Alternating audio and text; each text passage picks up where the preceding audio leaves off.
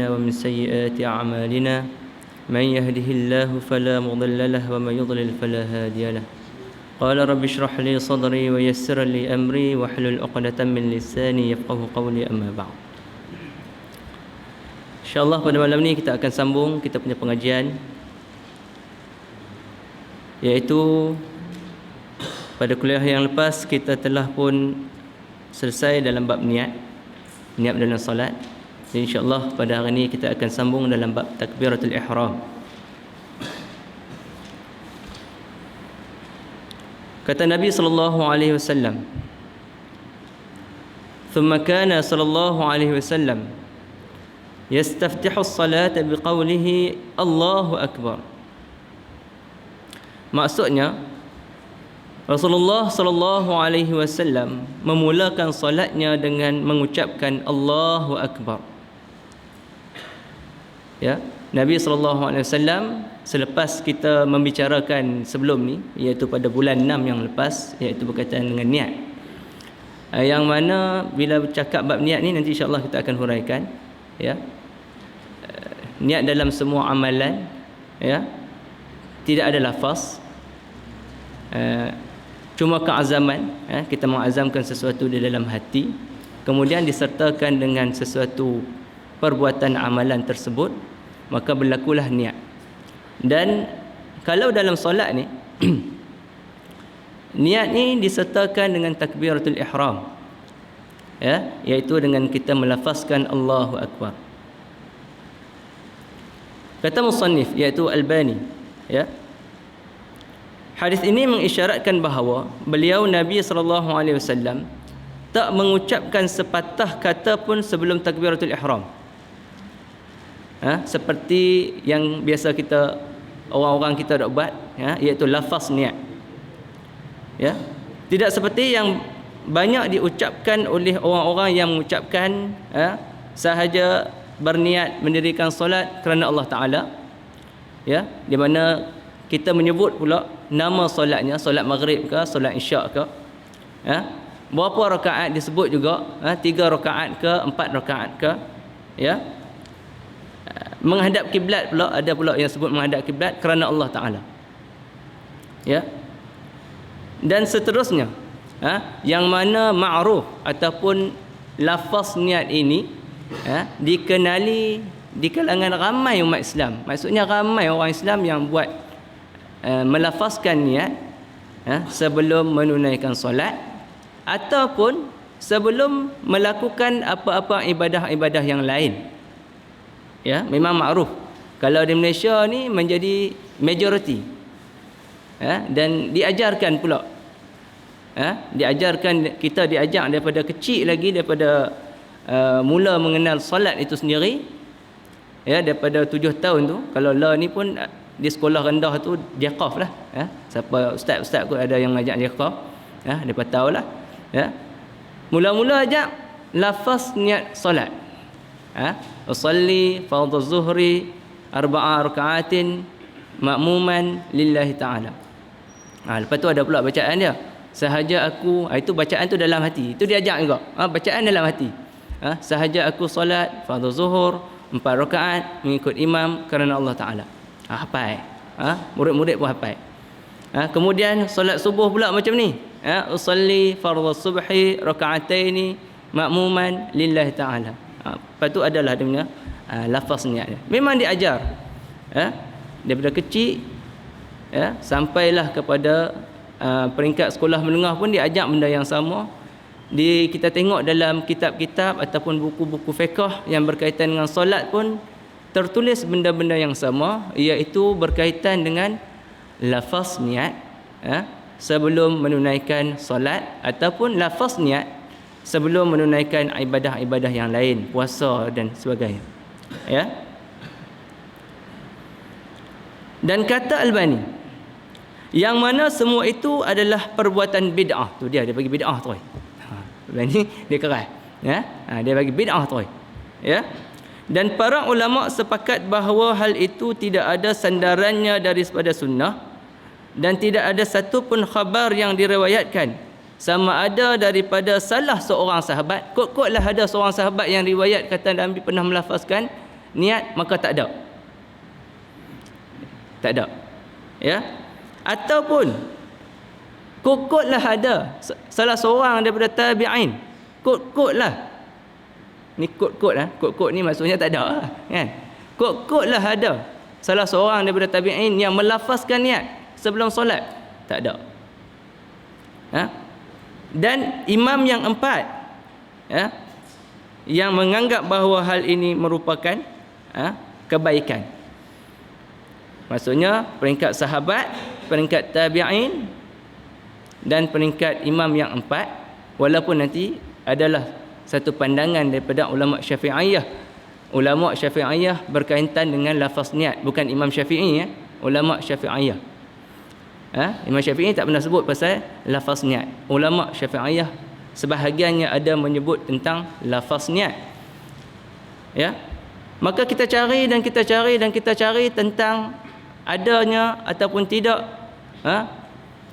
sama ada Nabi ataupun sahabat ataupun tabi'in ataupun para imam, yang empat ataupun imam-imam lain, maka tak ada.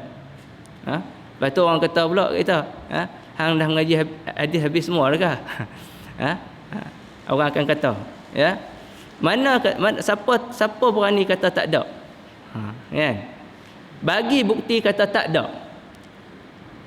Biasa macam itulah yang akan dihujah balaskan kepada kita yang kata tak ada. Sedangkan dia, orang yang nak buat ni, sepatutnya bila dia nak melakukan satu ibadah, dia sepatutnya menyandarkan kepada dalil. Bukan kita yang kata tak ada, yang menyandarkan kepada dalil tidak ada. Orang yang nak buat satu ibadah, kata ada niat, ada lafaz, maka sepatutnya dia yang menyandarkan sesuatu dalil berkaitan apa yang dia nak buat. Sebab asal kepada ibadah ni al-man'u, kan? Al-man'u. Al-aslu fil ibadah al-man'u. Asal kepada ibadah tegah. Bukannya asal kepada ibadah apa saja boleh buat, tak, tegah. Tegahan dulu. Mana yang Nabi tak tunjuk, tak boleh buat lah. Dia tegah buat. Kalau dalam satu lagi kaedah fiqh, al-aslu fil asya' ibahah.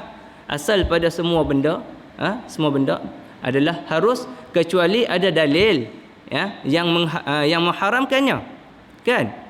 Makan, kita nak makan apa? Makan daging apa? Lembu, kambing, unta, rusa dan sebagainya.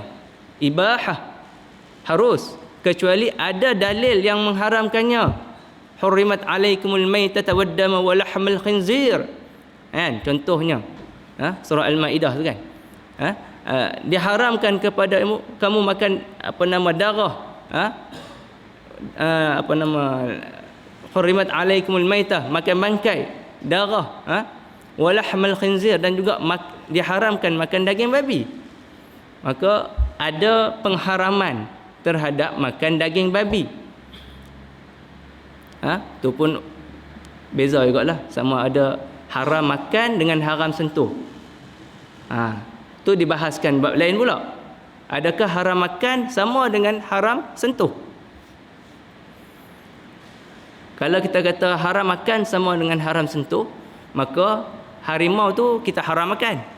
Maka adakah harimau tu kita haram sentuh? Balik dan fikir-fikirkanlah. Ulat, ulat kita haram makan, tapi adakah kita haram sentuh? Yang ni lain pula punya perbincangan. Tapi dalam hal-hal yang berkaitan dengan benda lain selain daripada ibadah, maka asalnya harus. Asal ibadah, asalnya adalah man'u, tegah. Tak boleh buat melainkan dia datangkan dalil. Maka orang yang nak buat, yang kata lafaz niat itu ada sebelum daripada menunaikan solat, maka dia kena datangkan dalil adanya lafaz tersebut. Bukannya kita yang menafikan adanya lafaz yang sepatutnya mencari dalil pula kata tak ada. Memang tak jumpa dalil. Contoh mudah. Nabi SAW suruh kita solat zuhur 4 rakaat. Kan? Jelas zuhur 4. Asar 4, Maghrib 3, Subuh 2. Ya. Cuba tiba-tiba ada seorang dia kata, aku hari ni aku ada kederat lebih. Aku nak solat Zuhur 8 rakaat. Ha? Lalu kita katakan kepada dia, Nabi buat 4 je, kenapa hang buat 8? Hang bagi dalil tengok kat aku. Mana larangan Nabi yang kata larang buat 8 rakaat? Memang sampai sudah tak jumpa. Kan? Sampai sudah tak jumpa. Subuh dia kata dia nak buat 6 sebab dia baru bangkit tidur, dia kata. Kederat dia banyak lagi. Kan? Dia nak buat 6 rakaat. Lalu kita katakan kepada dia, siapa hang buat 6?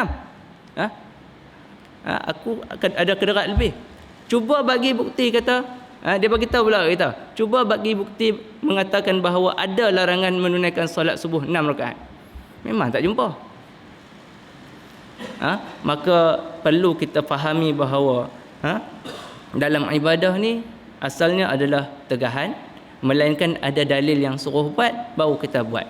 Bagaimana kaedah buat pun Nabi SAW telah menunjukkannya dengan jelas. Ya.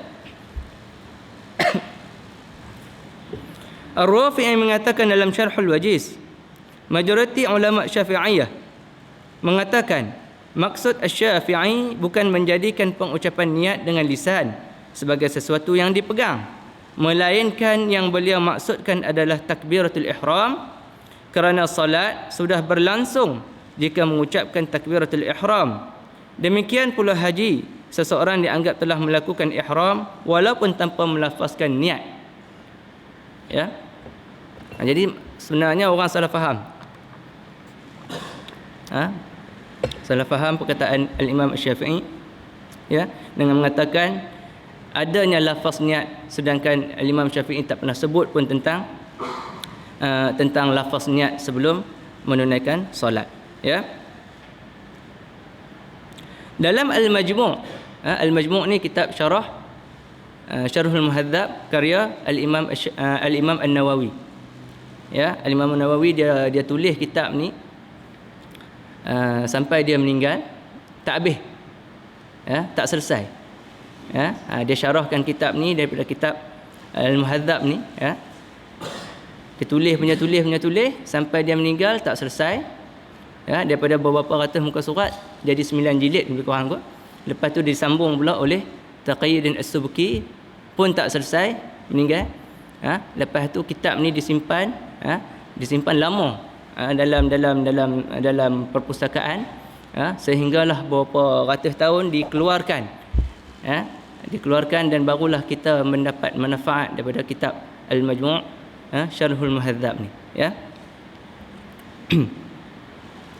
Dalam kitab Al-Muhadzab, hal itu juga diisyaratkan dengan perkataan beliau. Di antara ulama Syafi'iyah ada yang berpendapat meniatkannya dalam hati lalu dilafazkannya dengan lisan, dan pendapat ini tidak benar kerana niat itu adalah kehendak yang muncul dalam hati. Ya. Niat azam dalam hati. Ya, bila kita nak buat solat ataupun apa-apa ibadah lain ataupun apa-apa perkara lain pun, ya, tak perlulah sebenarnya kalau contohnya kalau kita kata kita nak makan nasi ayam ke, contohnya kan, perlukah kita lafazkan aku nak makan nasi ayam ni kerana Allah, contoh, ya, ataupun kita nak maksudnya bila kita sudah meniatkan sesuatu, ya, dan kemudian kita buat perbuatan tu, maka kita telah melangsungkan niat kita. Ya.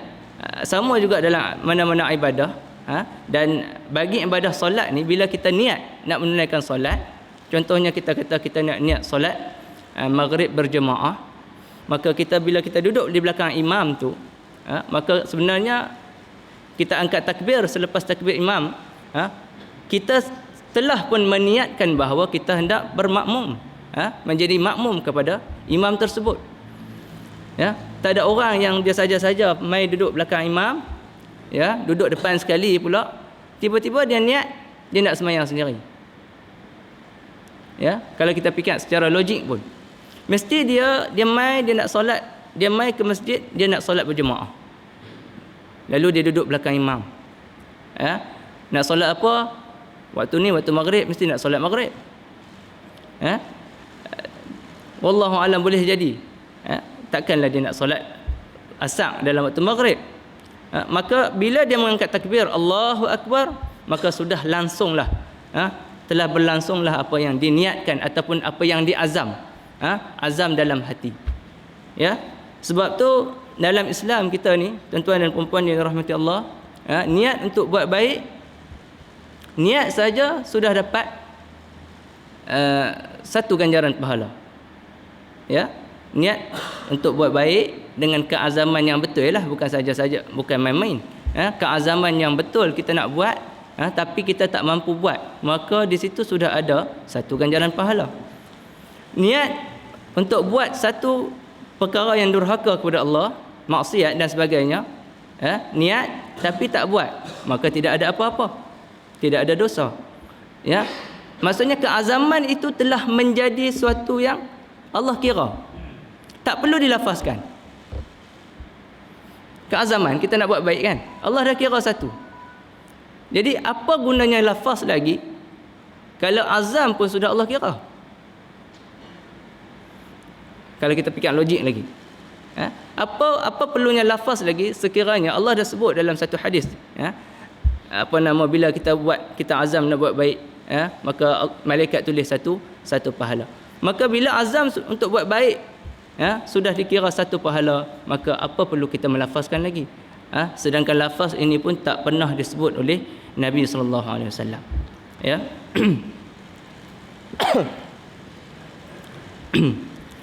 Syekh Muwafiquddin Ibn Qudamah dalam kitab Dhammul Muwaswisin mengatakan, ketahuilah semoga Allah merahmatimu bahawa niat adalah kehendak dan kemahuan untuk mengerjakan sesuatu.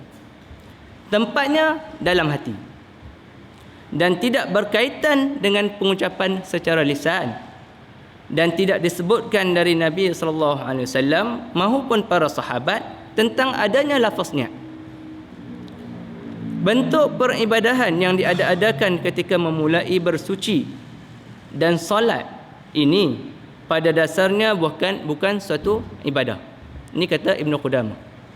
Ya. Kita wuduk kan, kita pun ada lafaz wuduk. Kan? Nawaitu raf'al hadathil asghar lillahi ta'ala. Nak mandi wajib pun ada lafaz mandi wajib. Nawaitu, saya pun lupa, dah lama dah tak melafazkan. Nawaitu raf'al hadathil akbar lillahi ta'ala. Nak buat apa lagi?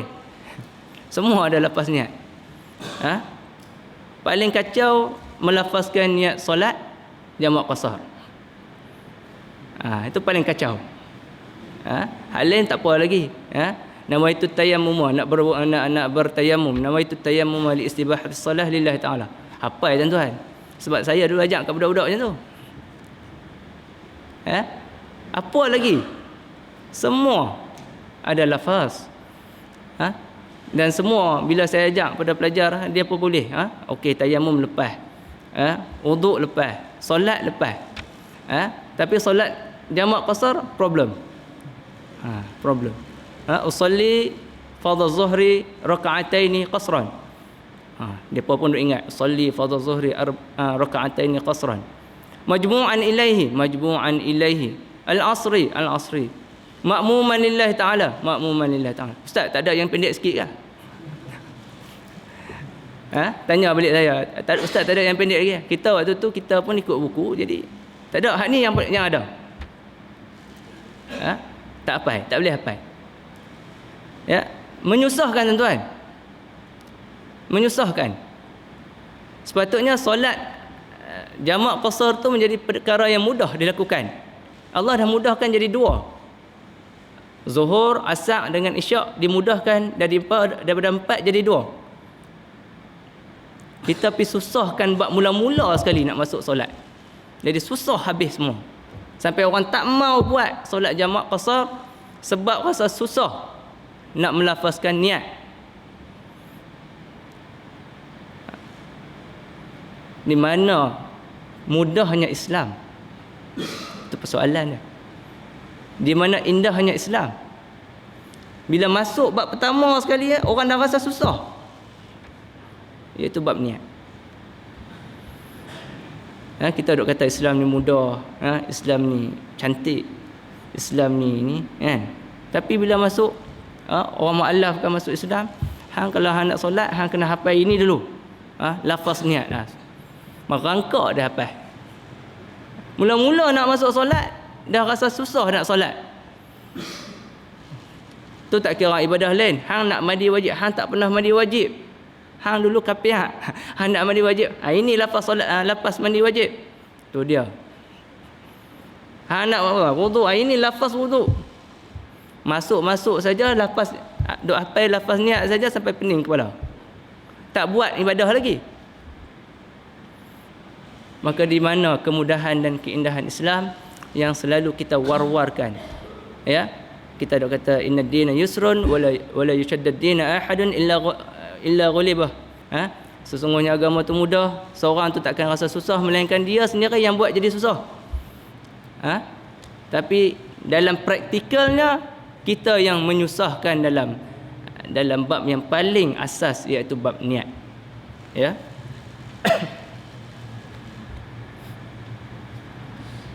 Setiap orang yang telah mengazamkan sesuatu, maka ia telah meniatkannya.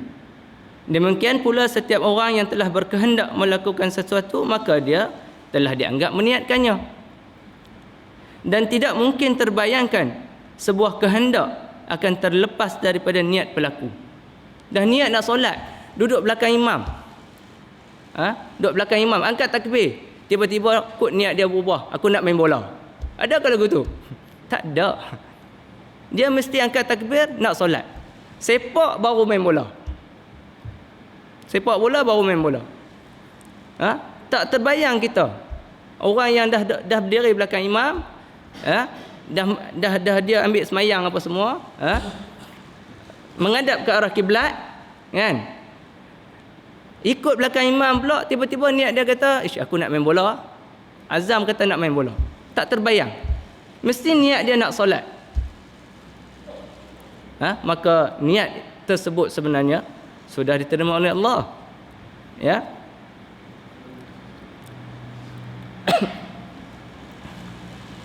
Jadi tidak mungkin dibayangkan tidak adanya niat, padahal hakikatnya ada. Siapa pun yang melakukan wuduk, bererti dia telah meniatkan wuduk. Siapa pun yang berdiri mengerjakan solat, bererti dia telah niat nak melakukan solat. Tak mungkin seorang yang berakal mengerjakan suatu ibadah atau selainnya tanpa mengiringi dengan niat. Kecuali kita orang gila, tuan-tuan. Orang gila, dia ikut imam menunaikan solat. Lepas tu tuan-tuan tanya dia, hang tadi buat apa? Aku main bola. Boleh jadi. Sebab dia tidak ada akal. Ya? Ataupun dia kata aku makan nasi ayam, tapi tengah semayang kan. Tanya dia, hang buat apa tadi? Aku makan nasi ayam. Boleh jadi kerana dia tidak ada akal. Dan orang yang tidak ada akal ni tidak ditaklifkan pun. Tak diberi pertanggungjawaban pun terhadap hukum agama. Tapi orang yang berakal, sehat akalnya, maka sudah pasti bila dia mengazamkan sesuatu dan dia buat, dia tahu apa yang dia buat. Ya.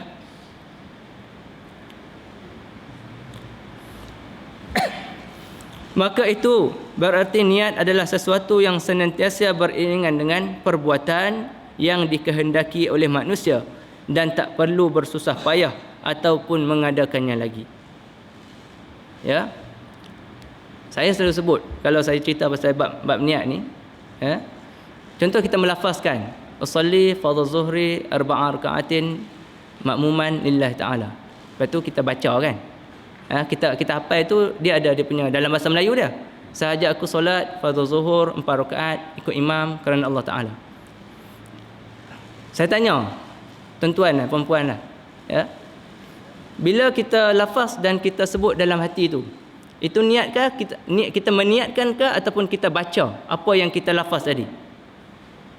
Baca. Kan bukan niat kan? Baca kan? Kita membaca apa yang kita lafaz di mulut. Baca dalam hati dengan meniatkan dalam hati, dua perkara yang sangat berbeza. Kita boleh duduk depan, kalau orang tua-tua yang minta maaf lah, yang pencin ke apa, dia bagi surat abang dia. Surat abang. Kan? Dia boleh baca daripada muka surat depan sampai belakang, habis, selesai. Dengan UPSR pun kot dia baca. Sebab tak ada apa nak buat kot. Tapi bila kita tanya dia, Pak Cik ataupun Tok tadi, Tok berapa tadi? Baca. Baca macam mana? Saya tak dengar pun baca. Baca dalam hati je. Baca dalam hati. Baca dalam hati dengan niat. Dua perkara yang berbeza. Adakah bila Pak Cik tadi dia baca tentang isu jenayah contohnya lah. Adakah dia melakukan jenayah tersebut? Dia baca. Seorang anggota polis telah menangkap geng C4 kan. 7 terbunuh, 5 cedera. Dia baca tentang anggota polis yang tangkap kumpulan C4. Jadi yang saya nak katakan, adakah Pak Cik tu yang baca yang buat benda ni ataupun anggota polis yang buat? Anggota polis yang buat. Tapi Pak Cik tu baca. Dia baca apa yang terkandung dalam surat abang tu, bukan dia buat. Boleh faham tak? Dia baca apa yang tertulis, bukan dia buat apa yang tertulis dalam tu. Dia baca sahaja. Tapi kalau kita niat ni tuan-tuan, azam dan kita buat. Azam dan kita buat. Okey. Apabila engkau telah mengetahui bahawa melafazkan niat bukan petunjuk para ulama salafus salih, maka yang wajib adalah mengikuti mereka, iaitu mengikuti para ulama salafus salih, kerana mereka adalah tauladan. Wa kullu khairin fi ittiba'i man salafa wa kullu syarrin fi ittiba'i man khalaf.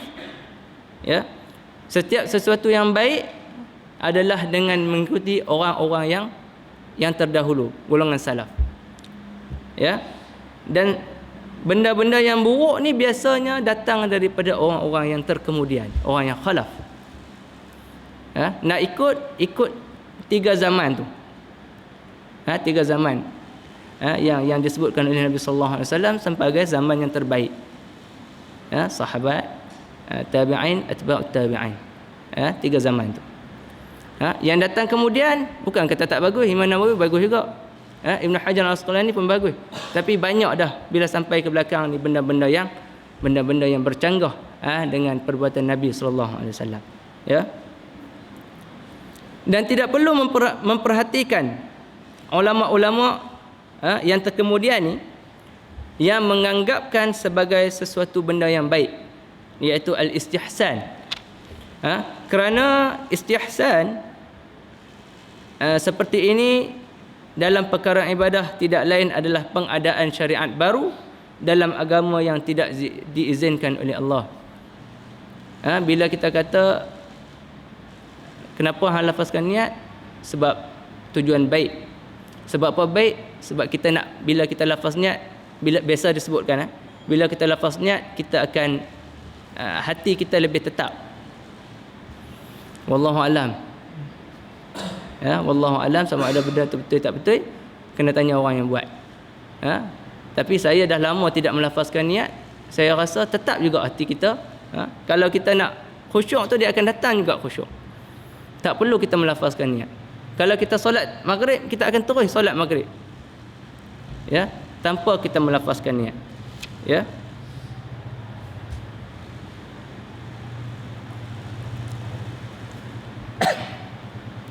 Asy-Syafi'i telah mengisyaratkan hal ini dalam perkataan beliau yang popular.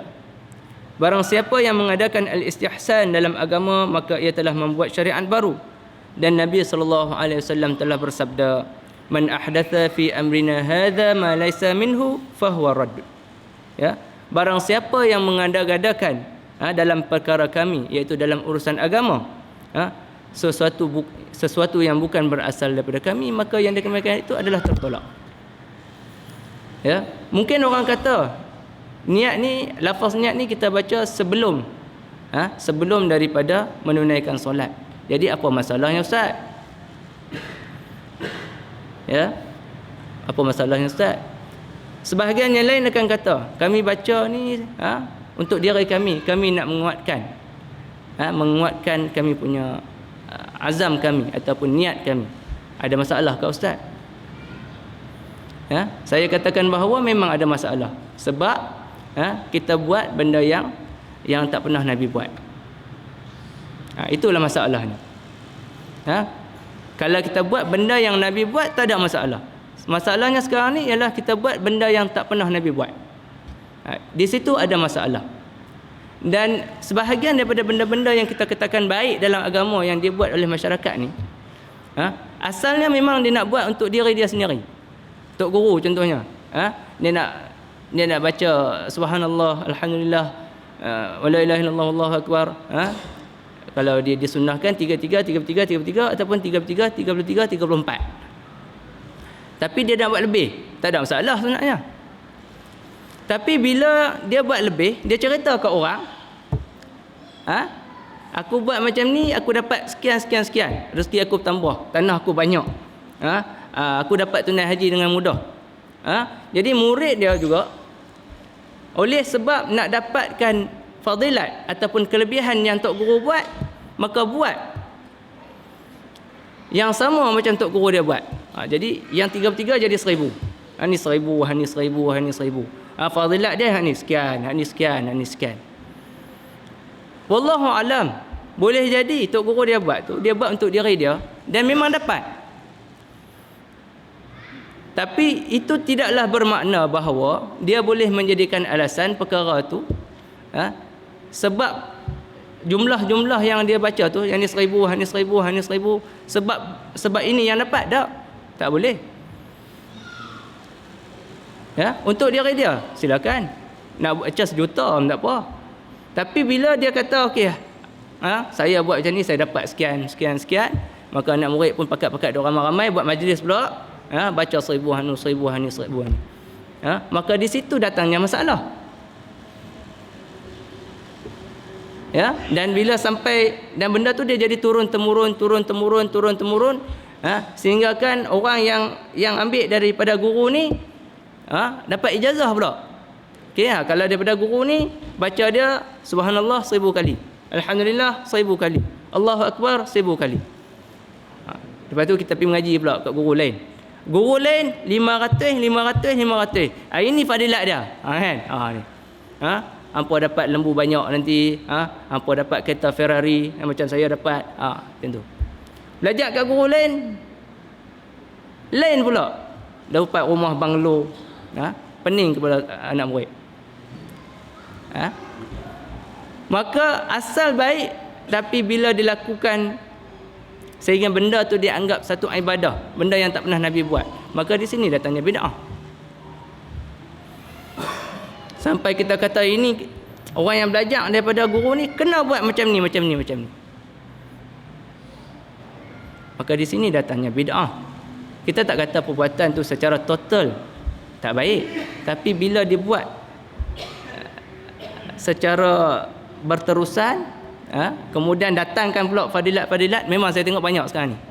Kalau kat Facebook tu, tak percaya tanya Hikam, dia orang Facebook, banyak orang-orang yang mengeluarkan, okey buat macam ni, fadilat ni sekian. Share pula. Share. Sebutir hadis pun tak sebut tentang kebaikan benda tu. Semuanya berdasarkan mimpi, berdasarkan pengalaman. Adakah pengalaman menjadi syariat? Pengalaman boleh jadi syariat ke? Tak boleh. Dia mimpi dia jumpa Nabi.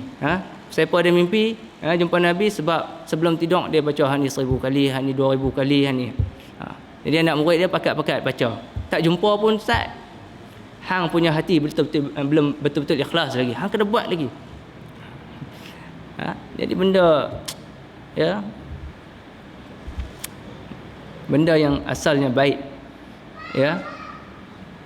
inilah yang dikatakan sebagai istihsan dalam ibadah. Inilah istihsan, benda yang kita rasa mula-mula baik, memang baik, tapi bercanggah dengan apa yang Nabi buat, nanti dia akan jadi tak baik. Sebab kita buat bukan dengan tujuan nak mengikut sunnah, kita buat kerana tujuan nak ikut guru kita. Sedangkan siapa guru kita berbanding dengan Nabi sallallahu alaihi wasallam. Lepas tu kalau tak mampu buat, kita ada salah diri sendiri. Padahal Nabi telah bagi jalan yang mudah. Kita nak ikut guru kita, kita tak boleh buat, kita nak salahkan Nabi pula. Okey.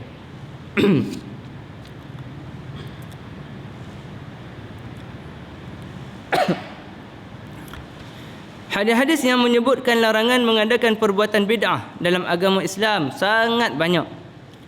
Yang tak cukup untuknya disebutkan. Tak cukup untuk disebutkan semuanya di sini, dan hadis yang telah kami sebutkan mudah-mudahan telah cukup bagi siapa yang Allah memberikan hidayah dan taufik kepadanya.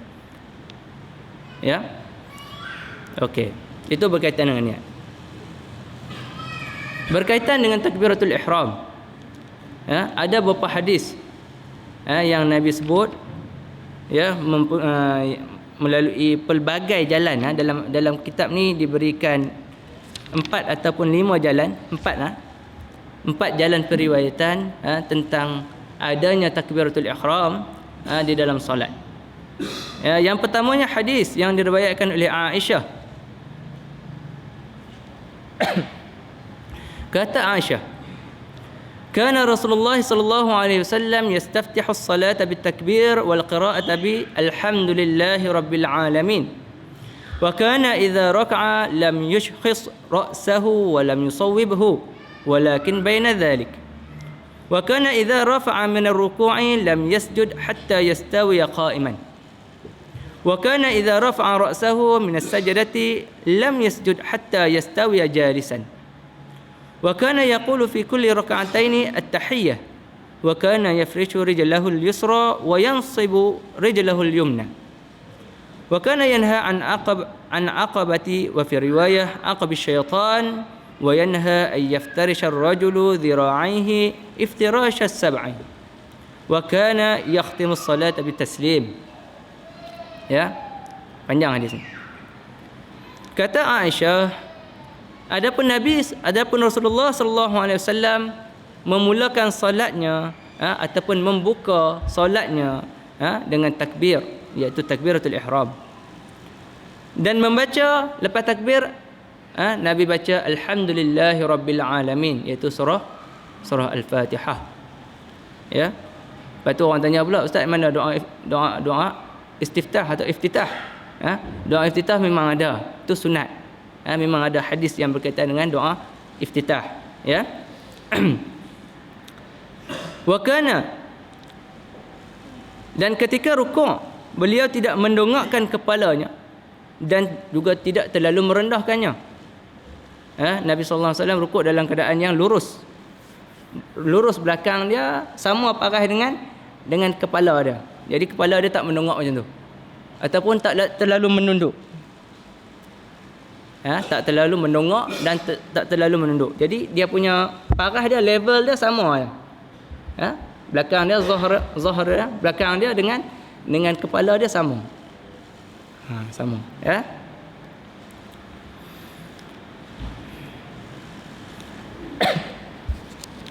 Ketika bangkit dari rukuk, beliau tidak serta-merta sujud sebelum berdiri sempurna.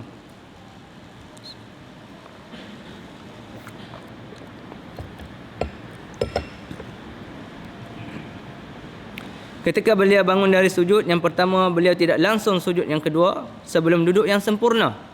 Ya. Dan beliau selalu membacakan doa tahiyat setiap 2 rakaat.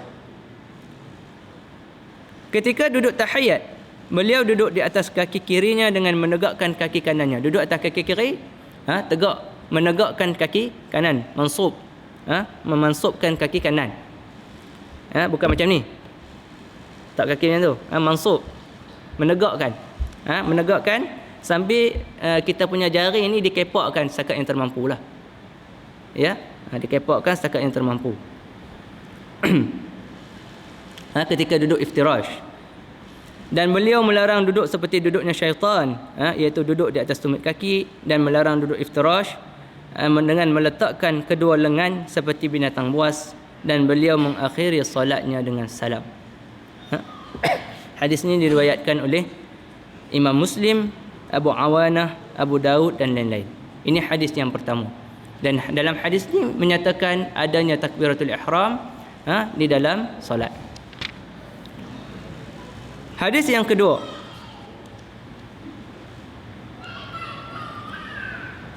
daripada Humaid As-Sa'idi mengatakan, kana Rasulullah sallallahu alaihi wasallam idza qama ila salati istaqbala al-qiblah wa rafa'a yadayhi wa qala Allahu akbar.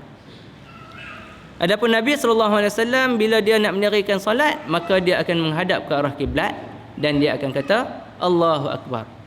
Ya. Hadis yang kedua. Ya. Hadis diriwayatkan oleh Ibn Majah. Hadis yang ketiga, daripada Wasi' bin Habban. Ia bertanya kepada Allah bin Umar radhiyallahu anhuma tentang tata cara solat Rasulullah sallallahu alaihi wasallam. Maka Ibn Umar kata, Allahu akbar kullama wada'a, Allahu akbar kullama rafa'a. Nabi SAW dia mengucapkan Allahu akbar, setiap kali dia nak meletakkan kedua tangannya, dan mengucapkan Allahu akbar setiap kali dia mengangkat kedua tangannya. Termasuklah di dalamnya takbiratul ihram pada permulaan angkat tangan kan, Allahu akbar. Ya.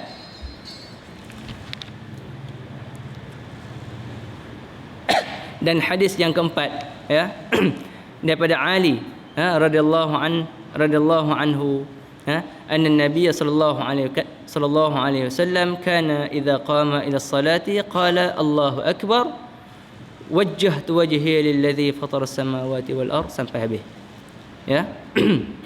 Bahawa Nabi sallallahu alaihi wasallam ketika memulakan salat dia mengucapkan Allahu akbar, wajjahtu wajhi lilladzi, maksudnya dia sambung dengan doa iftitah sampai habis.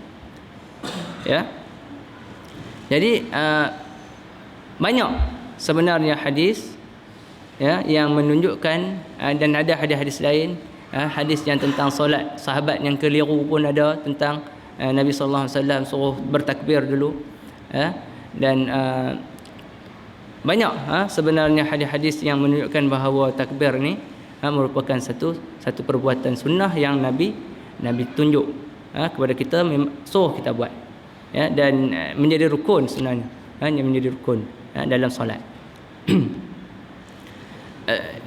Imam Abu Hanifah dalam satu pandangan dia bagi pandangan yang agak berbeza.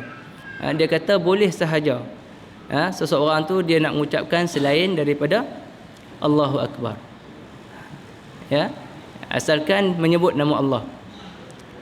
Ya, salah satu pandangan daripada Imam Abu Hanifah. Tetapi bila kita tengok balik kepada hadis-hadis yang begitu banyak ni, ya, berkaitan tentang lafaz yang disebut ketika takbiratul ihram, maka walaupun Imam Abu Hanifah itu seorang imam yang besar, maka dalam bab ni pandangan beliau kita tak boleh ambil kira, sebab kita kata bertentanganlah dengan sunnah Nabi sallallahu alaihi wasallam. Ya, dalam hadis sebut Allahu akbar, Allahu akbar, disebut secara jelas Allahu akbar ketika takbiratul ihram. Tapi Imam Abu Hanifah dalam satu pandangannya dia kata boleh sebut perkataan ataupun lafaz lain yang menyebut nama Allah di dalam takbiratul ihram. Ya, walaupun dia imam yang besar, maka dalam hal ni boleh jadi dia salah, dalam bab lain dia betul. Jadi kita ni tuan-tuan, dalam mengikut seseorang imam ke, tok guru ke, imam mazhab ke, ya, maka kita tak seharusnya cenderung kepada sesebuah mazhab ataupun seseorang guru ataupun seseorang imam sahaja. Sebab boleh jadi dia betul dalam bab ni, dia ada hujah yang kuat, tapi dalam bab lain dia memberikan hujah yang berbeza, berdasarkan ijtihad dia semata, tapi dia dapat pahala lah. Cuma kita tak boleh ikut lah. Sebab sudah ada dalil yang jelas tentang perkara tu. Ya, bukan semua perkataan imam kita boleh ikut. Walaupun dia merupakan imam yang besar. Sebab kemungkinan untuk dia salah itu ada. Ya, yang betul-betul kita boleh ikut, tak boleh tinggal adalah Nabi sallallahu alaihi wasallam dan Al-Quran sahaja, dua aja. Hal lain semua boleh kita pilih. Yang mana ada dalil maka kita ikut. Yang mana tak ada dalil kita tolak sat. Yang mana dhaif kita tolak sat sementara kita nak tahu jawapan dia. Kan? Yang mana kita ragu-ragu kita letak tepi sat, kita buat yang kita yakin. Bila ada dalil berlawanan pula dengan realiti sebenar, maka kita kena kaji.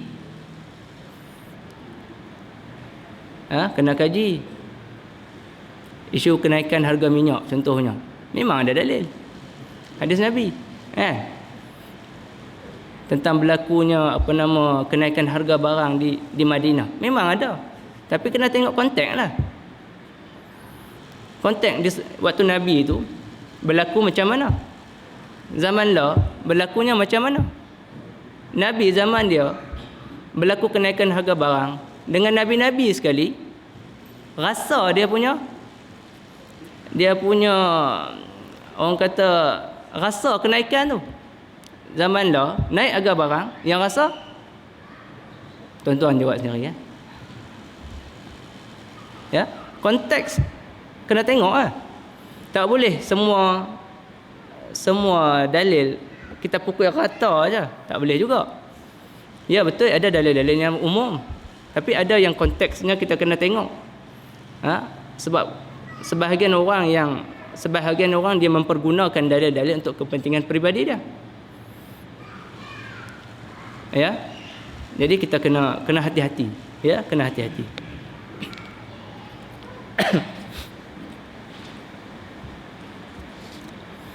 Dan kemudian Nabi dan memerintahkan hal itu kepada sahabat yang salah dalam tata cara solatnya.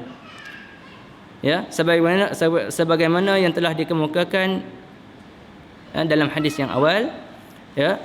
Wa qala lahu innahu la tatimmu salatan li ahadin minan nas hatta yatawadda'a fayad'a al-wudu'a mawadhi'ahu thumma yaqulu Allahu akbar.